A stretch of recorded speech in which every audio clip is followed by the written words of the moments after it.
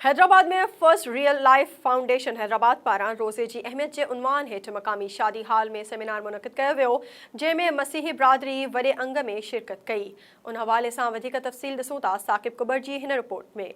First real life foundation Hyderabad पारां रोज़े की अहमियत के उन्वान हेठ मकामी शादी हाल में सेमिनार मुनक़िद किया वियो। सेमिनार जो मेहमान ख़ास SS न्यूज़ जो CEO साजिद सोलंकी हो, जंहिंजो इस्तक़बाल गुलर निछावर करे कयो वियो।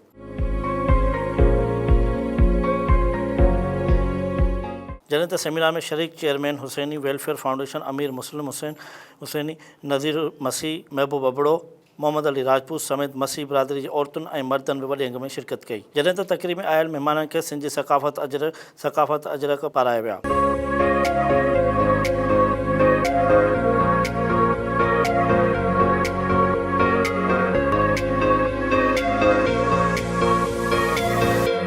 तक़रीब के खिताब कंदे मुक़र्रिरीन चयो त रमज़ान के भलारे महीने में रोज़े की अहमियत के हवाले से सेमिनार करण एक खुशाइंदा ॻाल्हि आहे। हिननि चयो त अॼु जो प्रोग्राम रखण जो मक़सदु इहो आहे त जीअं असां ग़रीब मसीह ख़ानदाननि में उन्हनि जी मदद करे सघूं। जॾहिं त हिन तक़रीब में मसीह बिरादरी जे ग़रीब ख़ानदाननि में 50 जोड़ा ऐं ॿियो सामान पिणु विरायो वियो। उन मौक़े ते हिननि SS न्यूज़ सां ॻाल्हाईंदे चयो त अंजुमन ताजरान सिंध SS न्यूज़ की तरफ से हम भाई के साथ हैं।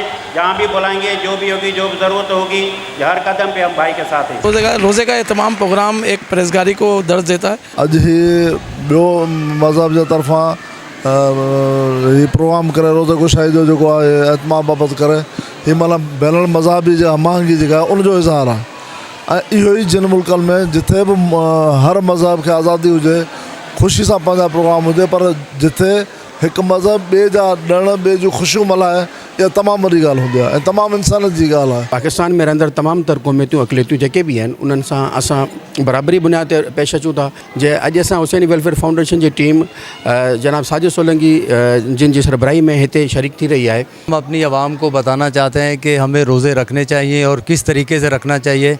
इसमें हमने एक स्पीकर कराची से बुलवाया जो इस पर स्पीच करेगा, जो इसमें हमारी आवाम को बताएगा कि हमें रोज़े की अहमियत को जो ना किस तरह से लोगों के अंदर डिस्ट्रीब्यूट करना है।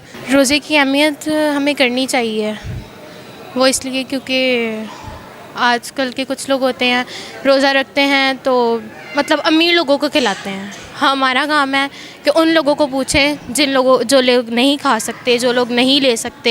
हिननि चयो त रोज़ो रखण जो मक़सदु इहो आहे त कंहिं ख़राब आदतुनि खां बची करे अल्लाह जी इबादत में मशगूल थी वञणु आहे।